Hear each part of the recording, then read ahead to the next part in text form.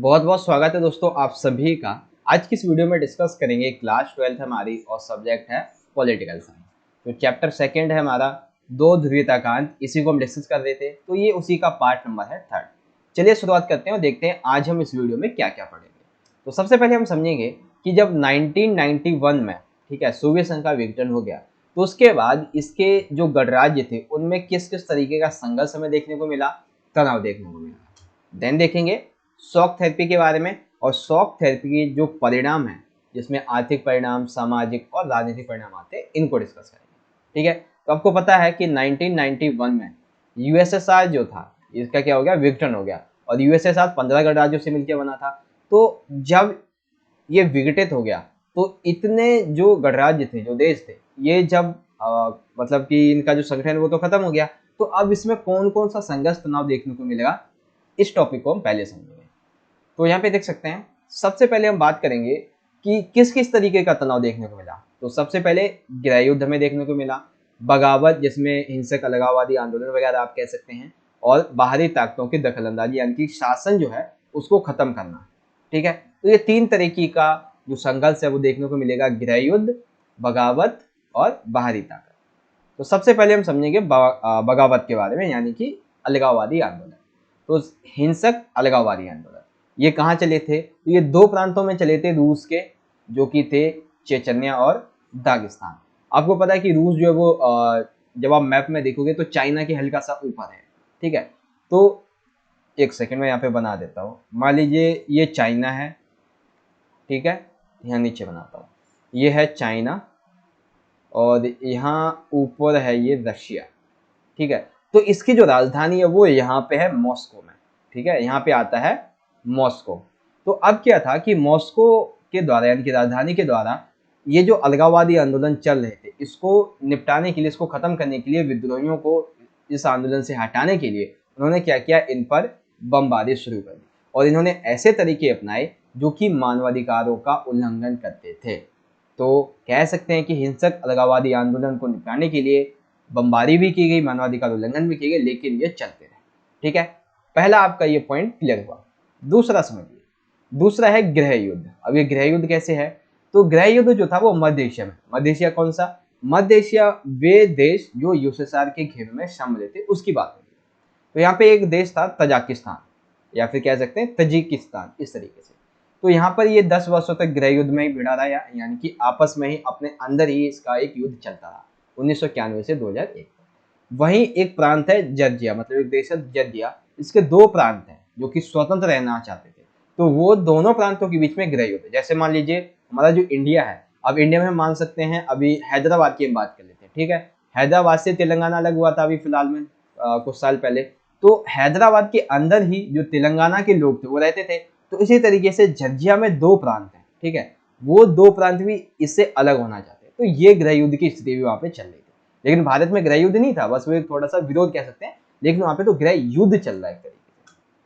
दूसरा मतलब अब तीसरा आ जाता है, अजरबैजान जो है वो एक नगरों काराबाख है, यानी कि यहाँ पे जो है बहुत सारे प्रांतों के लोग रहते हैं, यानी कि बहुत तरीके के लोग रहते हैं। अब यहाँ पे अजरबैजान में वे लोग जो अर्मेनिया के हैं, ठीक है, अर्मेनिया के लोग हैं, तो वो खुद को अलग करना चाहते हैं इससे, किससे, अजरबैजान से। और फिर यूक्रेन हो गया, किर्गिस्तान हो गया और जर्जिया, यहाँ पर एक ऐसी शासन व्यवस्था है जिसे ये लोग समाप्त करना चाहते हैं। तो हम ये कह सकते हैं कि हिंसक अलगाववादी आंदोलन, गृह युद्ध और जो शासन व्यवस्था है उसको उखाड़ फेंकना, ये सभी संघर्ष सोवियत संघ के विघटन के बाद हमें देखने को मिले। आगे पॉइंटों की बात करते हैं, तो अब यहाँ पे बारी आती है यूरोप, पूर्वी यूरोप की। पूर्वी यूरोप के वे देश जो यूएसएसआर के खेमे में शामिल थे, पूर्वी यूरोप नहीं, केवल वो देश जो यूएसएसआर के खेमे में शामिल थे। तो यहाँ पे एक देश था चेकोस्लोवाकिया।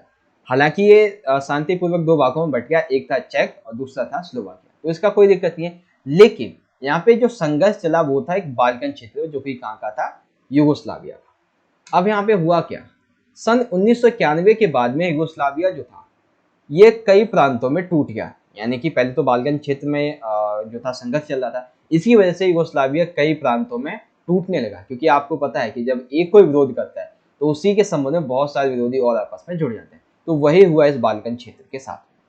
ठीक है, तो 1991 में क्या हुआ, कई प्रांतों में टूटा। इसमें बोस्निया, हर्जेगोविन, स्लोवेनिया और क्रोएशिया ये जो थे, इन्होंने अपने आप को यूगोस्लाविया से क्या कर दिया, स्वतंत्र घोषित कर दिया। यहाँ पर नाटो को हस्तक्षेप करना पड़ा तथा यूगोस्लाविया पर बमबारी हुई और जातीय संघर्ष ने गृह युद्ध का रूप ले लिया। यानी कि यूगोस्लाविया में जो था, पहले तो ये जो 4 देश थे, ठीक है, प्रांत थे, इन्होंने खुद को क्या कर दिया, स्वतंत्र घोषित कर दिया।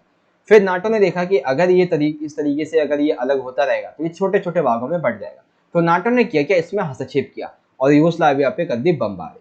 तो अब जो एक तरीके से कह सकते हैं जो आंदोलन था या फिर अपने आप को स्वतंत्र घोषित करने की जो प्रक्रिया चली आ रही थी, वो अब जातीय संघर्ष से कहाँ पहुंच गई, गृह युद्ध के रूप में, कि नाटो ने आखिर हम पे बमबारी की कैसे। तो ये हो गया यहाँ पे। उसके बाद आगे बात करते हैं यहाँ पे मध्य एशियाई गणराज्यों में हाइड्रोकार्बनिक पेट्रोलियम। अब ये देखो है, ये क्या है, ये है एक तरीके से आक्रमण कह सकते हैं इसे। तो मध्य एशियाई कुछ ऐसे गणराज्य थे, ठीक है, जहाँ पे हाइड्रोकार्बनिक यानी कि पेट्रोलियम बहुत ज्यादा है, यानी कि खनिज संसाधन वहाँ पे ज्यादा थे, यानी कि खनिज संसाधनों का विशाल भंडार था। तो आर्थिक लाभ के साथ साथ जो बाहरी ताकतें थी और जो कंपनियां थी उनके लिए एक अखाड़ा बन गया था। यानी कि बहुत सारी बाहरी कंपनियां यहाँ पे आने लगी, बाहरी ताकतें आने लगी, वो कहने लगी इससे हम हथियाएंगे, इससे हम हथियाएंगे। क्योंकि आप विश्व में कहीं पर भी चले जाइए, पेट्रोल से बहुत सारी गाड़ियां चलती हैं। पेट्रोल से अगर मैं आपको दुबई का यहाँ पे एग्जाम्पल दूँ, तो दुबई की जो पूरी की पूरी अगर हम अर्थव्यवस्था कह सकते हैं, 2 चीजों में बेस है, एक पेट्रोलियम और दूसरा किस पे है, टूरिज्म पे, ठीक है। तो जब पूरे एक देश की अर्थव्यवस्था किसी चीज पे कायम हो, अगर आप उस पर कब्जा कर लोगे तो आपकी ताकत वैसे बढ़ जाएगी। तो जितनी भी कंपनियां थी, जितनी भी बाहरी ताकतें थी, वो इस पर कब्जा करना चाहती थी। तो ये हो गया बाहरी आक्रमण का एक उदाहरण। उसके बाद ये जो क्षेत्र था वो रूस, चीन और अफगानिस्तान से सटा हुआ था, मध्य एशिया का, जहाँ पे पेट्रोलियम ज्यादा था, और पश्चिम एशिया के नजदीक है। 11 सितंबर 2001 की घटना के बाद अमेरिका इस क्षेत्र में सैनिक ठिकाना बनाना चाहता था। यानी कि ये जो क्षेत्र था, पेट्रोलियम वाला क्षेत्र, ये रूस, चीन और अफगानिस्तान से सटा हुआ था। लेकिन जब 11 सितंबर 2001 की घटना हुई, ठीक है, तब अमेरिका ने ये सोचा कि क्यों ना हम यहाँ पे अपने सैनिक ठिकाने बना लें। अगर सैनिक ठिकाने बना देंगे तो हमें अपने आसपास के एरिया से होने वाले आक्रमण की जानकारी आसानी से मिलती रहे, ठीक है। समझ में आ गई आपको सारी चीजें इस तरीके से। तो दोबारा समझा देता हूँ। देखो, सबसे पहले हमने क्या देखा, किसके तरीके का, गृह युद्ध, बगावत और बाहरी ताकतें। हिंसक अलगाववादी आंदोलन कहाँ कहाँ चले थे, चेचन्या और दागिस्तान में। गृह युद्ध कहाँ कहाँ चला था, तजिकिस्तान में और जॉर्जिया के 2 प्रांतों में। और बाकी की 2 चीज़ें आपने देखी ली हैं। और फिर यूगोस्लाविया की, चेकोस्लाविया की बात की हमने, यूगोस्लाविया की बात की हमने, देन उसके बाद मध्य एशिया की, और फिर हो गया खत्म। तो अब अगर यहाँ पे आपका कोई डाउट बचा हो, ठीक है, आपकी कोई क्वेरी हो, कोई क्वेश्चन हो, तो आप मुझे इंस्टाग्राम पे मैसेज कर देना, मैं उसका जवाब जहाँ तक है आपको जल्दी से जल्दी प्रोवाइड कराऊंगा। आपको करना क्या, सिंपल सा सर्च में लिखना जस्ट स्मार्ट नॉलेज, और आप इस तरीके से फॉलो कर लीजिएगा, ठीक है। चलिए, अगला टॉपिक क्या था हमारा, शॉक थेरेपी के बारे में। शॉक थेरेपी सबसे पहले हम समझेंगे होती क्या है और फिर इसके परिणाम। तो शॉक थेरेपी के बारे में सबसे पहले ये समझिए कि इसके शाब्दिक अर्थ की अगर हम बात करें शॉक थेरेपी की, तो शाब्दिक अर्थ होता है इसका आघात पहुंचाकर उपचार करना। यानी कि पहले तो आपने किसी को थप्पड़ मार दिया, फिर कहते आजा भाई हम तेरी पट्टी कर देते या फिर हम तुझे मलहम लगा देते, इस तरीके से। तो शॉक थेरेपी, आघात पहुंचाओ फिर उपचार कर दो। दूसरा, 1991 में जब सोवियत संघ का विघटन हो गया, तो जितने भी जो देश बने थे, ठीक है, नए देश, उनके सामने एक सबसे बड़ी चुनौती क्या थी कि वे अपना सामाजिक आर्थिक विकास कैसे करें। तो उन्होंने पूंजीवादी व्यवस्था को अपनाया था। तो इसी व्यवस्था को विश्व बैंक के द्वारा, अंतर्राष्ट्रीय मुद्रा कोष के द्वारा शॉक थेरेपी का निर्माण बताया जाता है, यानी कि इसी को शॉक थेरेपी कहते हैं। यानी कि जब यूएसएसआर का विघटन हो गया 1991 में, तो उसके बाद जो नए देश बने उसमें पूंजीवादी जो व्यवस्था थी उसको अपनाया। तो इसी को वर्ल्ड बैंक ने और अंतर्राष्ट्रीय मुद्रा कोष ने, यानी कि IMF, इसने क्या किया, इसे ही शॉक थेरेपी का नाम दे दिया, ठीक है। तो शॉक थेरेपी क्या है समझ गए। उसके बाद इस शॉक थेरेपी के अंदर हुआ क्या, तो इसमें जितनी भी संपदाएं निजी थी, ठीक है, मतलब इसने क्या किया, राज्य की संपदा को निजीकरण कर दिया और व्यावसायिक स्वामित्व को अपनाने की इसने बात की। यानी कि इसने निजीकरण को अपनाया और साथ ही साथ जो व्यवसाय पर एक स्वामित्व होता है व्यक्ति का, उसको अपनाने की इसने बात की।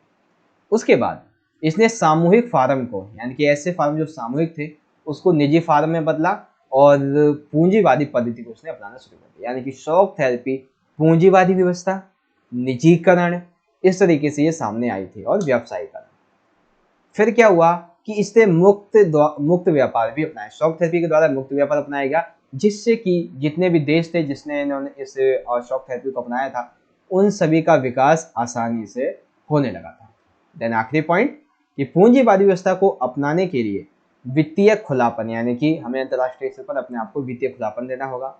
मुद्राओं की आपसी परिवर्तनीयता, यानी कि आपस में उसको परिवर्तन करना होगा, आदान प्रदान करना होगा, और मुक्त व्यापार की नीति को बढ़ावा देना होगा। ठीक है, तो ये चीज जो है वो यहाँ पे आपको समझ में आ जाएगी। तो शॉक थेरेपी दोबारा समझ लो, इसका शाब्दिक अर्थ क्या होता है? आघात पहुंचाकर उपचार करना, पहले थप्पड़ मार दो फिर सहानुभूति दिखाओ। ये है क्या? तो जब 1991 में सोवियत संघ का विघटन हो गया तो उसके बाद जो नए देश थे उन्होंने जिस पूंजीवादी व्यवस्था को अपनाया था अपने विकास के लिए, उसे वर्ल्ड बैंक ने और अंतर्राष्ट्रीय मुद्रा कोष ने शॉक थेरेपी का नाम दिया। इसके अंतर्गत राज्य की संपदा को निजीकरण किया गया और व्यावसायिक स्वामित्व को अपनाया गया, यानी कि व्यवसाय पर किसी का भी निजीकरण हो सकता है, उसको अपनाया गया। साथ ही साथ सामूहिक फार्म को निजी फार्म में बदला गया और पूंजीवादी व्यवस्था को अपनाया गया। देन मुक्त व्यापार को बढ़ावा दिया गया। मुक्त व्यापार के साथ साथ में वित्तीय खुलापन भी देखने को मिला। तो ये तो हो गई शॉक थेरेपी के बारे में जानकारी। अब हम समझेंगे शॉक थेरेपी के परिणाम। तो सबसे पहले आएंगे आर्थिक परिणाम। आर्थिक परिणाम क्या क्या रहे थे?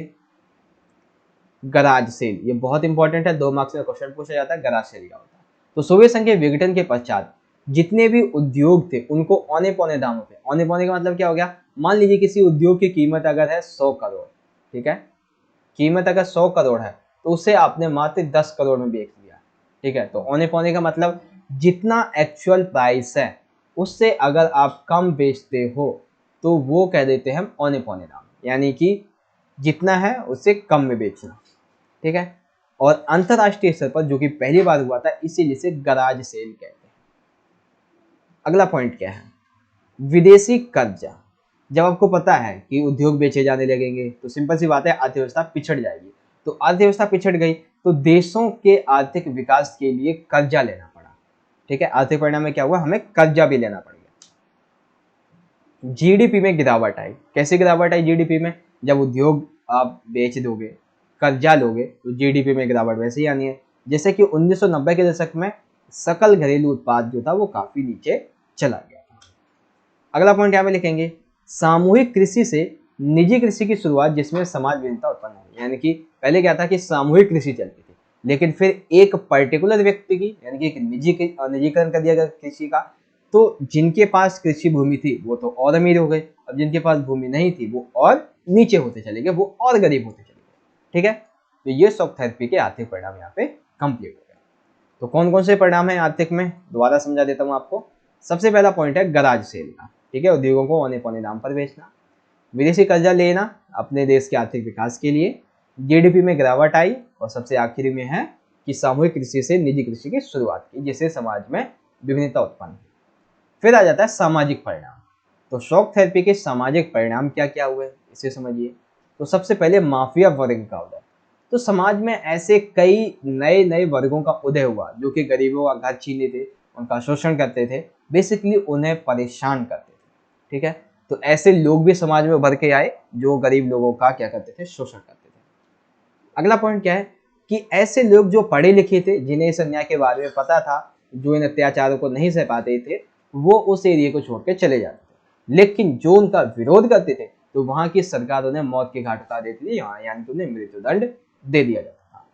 सबसे आखिरी पॉइंट, धनी और निर्धन लोगों के बीच एक बहुत गहरी असमानता थी, यानी कि धनी लोग भी बहुत थे और गरीब लोग भी बहुत थे। तो यहाँ पे डिफरेंस कुछ इस तरीके था कि अगर हम धनी लोगों की बात करें, ठीक है, धनी लोगों में अगर किसी व्यक्ति के पास 100 रुपए हैं तो गरीब लोगों में से व्यक्ति के पास 1 रुपये भी नहीं था ताकि वो अपना पेट भी पाल सके, खाना भी खा सके। तो ये एक ऐसी बहुत बड़ी आर्थिक असमानता देखने को मिली थी। समझ गए?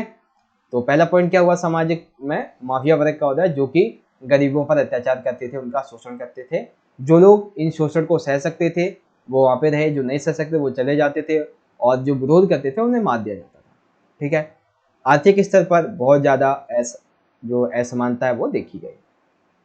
उसके बाद राजनीतिक परिणाम, शॉक थेरेपी के राजनीतिक परिणाम क्या क्या हुए अब इसे समझो। तो क्या क्या हुए भाई, देखो सोवियत संघ के विघटन के पश्चात साम्यवाद से पूंजीवादी जो विचारधारा थी उसे अपनाया गया। यानी कि जब विघटन हो गया तो हमें पता है कि साम्यवादी विचारधारा पूरी तरीके से खत्म हो गई और पूंजीवादी जो विचारधारा थी इसको अपनाया गया था। उसके बाद दूसरा पॉइंट है कि ऐसे देश जो नव स्वतंत्र थे उनका संविधान काफी जल्दी जल्दी में बनाया गया था। सिंपल सी बात है भाई, जल्दी जल्दी में ही तो बनाएंगे क्योंकि उन्हें भी अपना विकास करना है। तो हुआ कुछ यूं कि जल्दी जल्दी में संविधान बनाया गया तो उसमें कुछ गलतियां रह गई। उन गलतियों का ही फायदा उठाकर कुछ नेताओं ने उस देश को तानाशाह के रूप में बदल दिया और अपने आप को वहां का शासक घोषित कर दिया, जैसे कि तुर्कमेनिस्तान और कजाकिस्तान। ठीक है, अगला अब आप यहाँ पे देखो, सरकार के द्वारा जनता को दिए जाने वाले एक सुरक्षा कवच। ये बहुत इंपॉर्टेंट टॉपिक है। सुरक्षा कवच का मतलब यानी कि कुछ ऐसी मूलभूत सुविधाएं जो उनके लिए रोजमर्रा की जिंदगी के लिए जरूरत थी, तो वे सभी सुविधाएं हट गई, सुरक्षा हट गई। ठीक है, बहुत सारी चीजें जो आती है एक नागरिक के ऊपर, वो सारी की सारी चीजें खत्म हो गई। अगला पॉइंट क्या है कि देशों की अर्थव्यवस्था का पुनर्जीवन का कारण बना, यानी कि जो देश थे उनकी अर्थव्यवस्था का पुनर्जीवन का कारण बना खनिज संसाधन, जैसे कि तेल, प्राकृतिक गैस, धातु। ये ऐसे प्राकृतिक संसाधन थे जिनके निर्यात से ही देशों की अर्थव्यवस्था जो थी वो काफी फली फूली थी। और सबसे आखिरी, रूस, कजाकिस्तान, तुर्कमेनिस्तान, उज्बेकिस्तान, अजरबैजान तेल के गैस बड़े उत्पादक देश थे।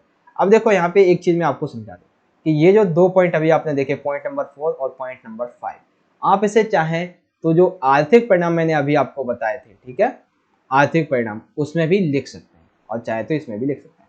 आर्थिक में आप जरूर लिखिएगा और राजनीति में आपकी मर्जी है, लिखे या ना लिखे कोई फर्क नहीं पड़ेगा।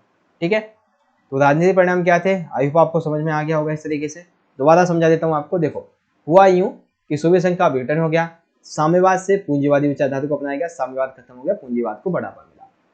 देशों का संविधान काफी जल्दी में बनाया गया जिससे कुछ गलती रह गई और गलती रहने के बाद में कुछ लोगों ने फायदा उठाया और देश को तानाशाह घोषित करके खुद को उसका शासक घोषित कर दिया, जैसे कि तुर्कमेनिस्तान और कजाकिस्तान। सरकार के द्वारा नागरिक को देने वाला सुरक्षा कवच खत्म हो गया। उसके बाद फिर ये देशों की अर्थव्यवस्था के पुनर्जीवन के कारण क्या थे ये हमने देख लिया। ठीक है, तो शॉक थेरेपी के जितने भी परिणाम थे और होती क्या है शॉक थेरेपी, ये भी हमने यहाँ पे आसानी से जान लिया है। ठीक है, तो शॉक थेरेपी होती क्या है ये आप यहाँ पे इजीली देख सकते हैं, उसके जितने भी पॉइंट्स हैं यहाँ पे लिखे हुए हैं। ठीक है, और उसके बाद शॉक थेरेपी के आर्थिक परिणाम क्या है ये आपको समझ में आ गया होगा। देन आखिर में हमने देखा शॉक थेरेपी के सामाजिक परिणाम एंड लास्ट राजनीतिक परिणाम। ठीक है बच्चों, तो इस तरीके से आज की हमारी ये वीडियो यहाँ पे एंड हो जाती है। गाइस आपको वीडियो अच्छी लगी हो तो वीडियो को ज़्यादा से ज़्यादा लाइक कीजिएगा। ठीक है, और अपने दोस्तों के साथ ज़्यादा से ज़्यादा शेयर कीजिएगा और कमेंट करके अपना फीडबैक हमें जरूर दीजिएगा ताकि हमें पता चल सके कि हमने आपको जो पढ़ाया वो आपको समझ में आया है या नहीं आया है। ठीक है, आपकी कोई क्वेरी है, कोई क्वेश्चन है तो आप मुझे इंस्टाग्राम पे मैसेज कर दीजिएगा, आपको जितनी जल्दी हो सकेगा उतनी जल्दी जवाब दे दिया जाएगा। अगर आपने चैनल को सब्सक्राइब नहीं किया तो कर लीजिए क्योंकि ऐसे इंपॉर्टेंट वीडियोज हम आपके लिए लेके आते रहेंगे। मिलेंगे बच्चों आपसे अगली वीडियो में, तब तक के लिए आप पढ़ते रहिए और अपना ख्याल रखिएगा। धन्यवाद। जय हिंद, वंदे मातरम।